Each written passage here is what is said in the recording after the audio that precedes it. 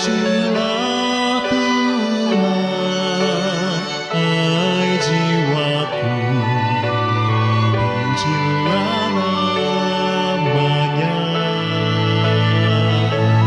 Pujilah Tuhan, jiwaku, bukan puji namanya. Surya dekat, hari baru datang, saatnya puji namamu. Apapun juga yang akan terjadi nanti, ku bernyanyi hingga malam tiba. Pujilah Tuhan, hai jiwaku, pujilah namanya. Pujilah Tuhan, jiwaku, bukan puji namanya. Kasih Tuhan sangatlah berlimpah, betapa agung namamu. Hatimu Tuhan penuh dengan kemurahan, atas ribuan berkat bernyanyilah. Pujilah Tuhan, hai jiwaku, pujilah namanya. Pujilah Tuhan, jiwaku, bukan puji namanya.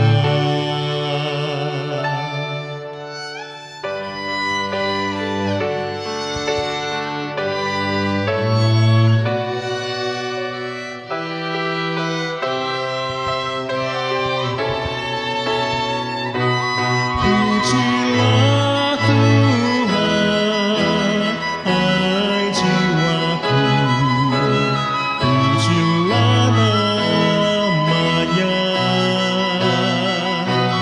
Pujilah Tuhan, jiwaku, bukan puji namanya.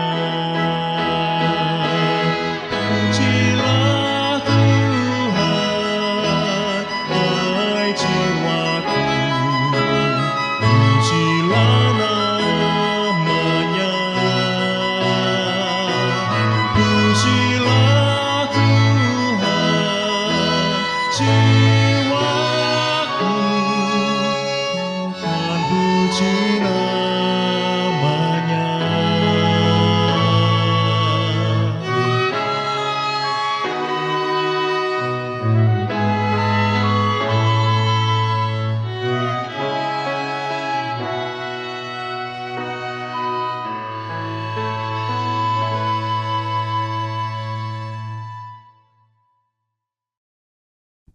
Selamat pagi, Bapak Ibu yang dikasihi dalam Tuhan.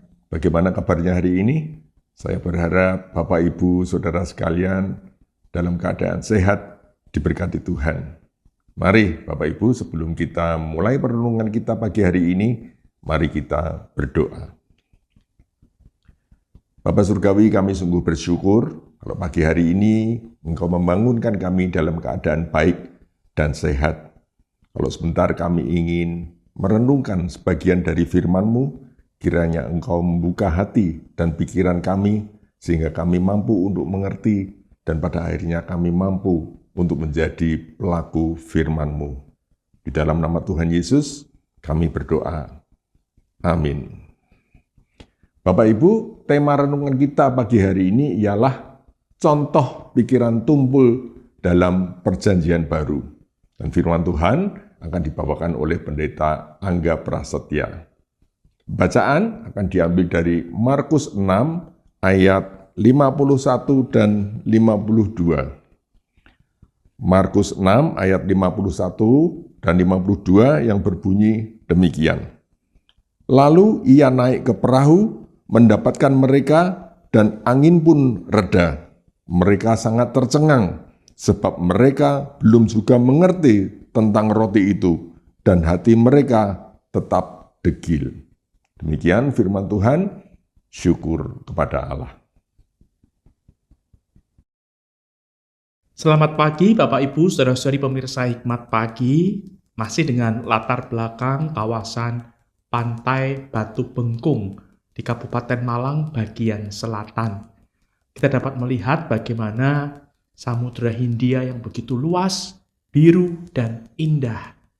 Sungguh besar Allah kita, pencipta alam semesta.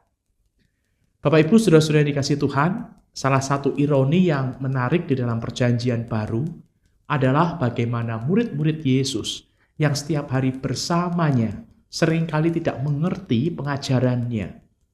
Dalam Markus 6 ayat 52, setelah mujizat memberi makan 5.000 orang, kita membaca, mereka sangat tercengang sebab mereka belum juga mengerti tentang roti itu dan hati mereka tetap degil. Hal serupa juga terjadi dalam Markus 8 ayat 17. Ketika Yesus menasihati mereka. Ketika Yesus mengetahui hal itu, ia berkata, "Mengapa kamu memperdebatkan bahwa hal itu kukatakan karena kamu tidak mempunyai roti? Belum jugakah kamu faham dan mengerti? Masih degilkah hatimu?" Pertanyaan-pertanyaan retoris ini menunjukkan bahwa kedekatan fisik dengan Yesus tidak menjamin kejernihan pikiran rohani para murid. Contoh paling tragis tentang pikiran yang tumpul adalah para pemimpin agama pada zaman Yesus. Mereka menguasai hukum Taurat secara intelektual, tetapi sama sekali tidak mengenal Tuhan yang diwakili oleh hukum tersebut. Dalam Matius 13 ayat 14-15, Yesus mengutip Yesaya ketika berbicara kepada mereka.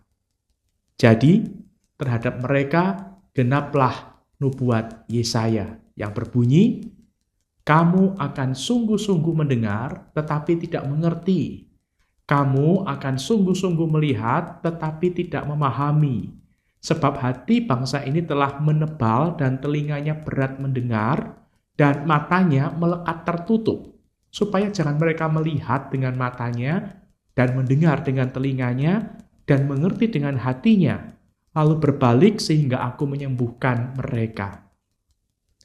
Kondisi spiritual seperti ini sangat berbahaya, karena mereka merasa sudah benar dalam kehidupan ritual keagamaan, tetapi sebenarnya buta dalam rohani.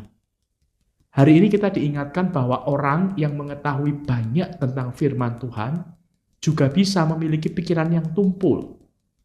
Hanya sekedar tahu dan hafal firman Tuhan tidak dapat menjamin seseorang luput dari pikiran yang tumpul. Jangan menganggap jika kita memiliki pengetahuan tentang firman Tuhan, bahkan hafal firman Tuhan, otomatis terhindar dari ketumpulan pikiran. Sekedar tahu dan hafal firman Tuhan tidak menjamin terhindar dari ketumpulan pikiran. Mari kita berdoa.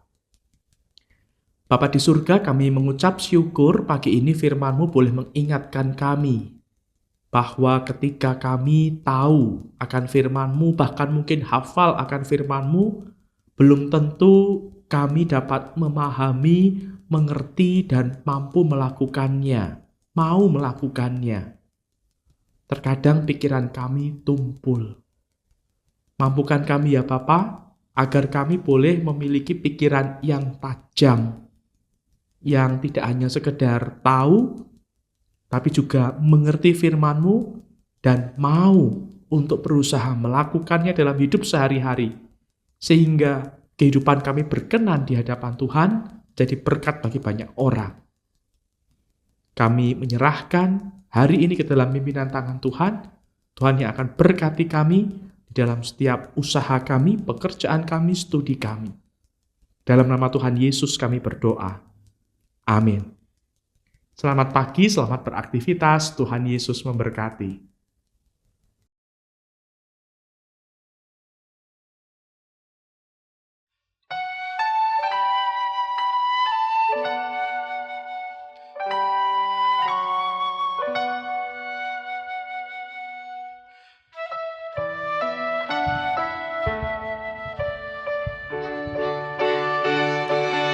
Pujilah Tuhan, hai jiwaku, pujilah namanya.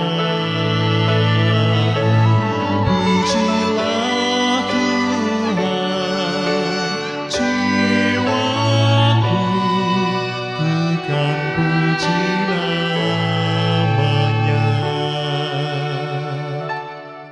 Surya dekat, hari baru datang, saatnya puji namamu. Apapun juga yang akan terjadi nanti, ku bernyanyi hingga malam tiba. Pujilah Tuhan, hai jiwaku, pujilah namanya.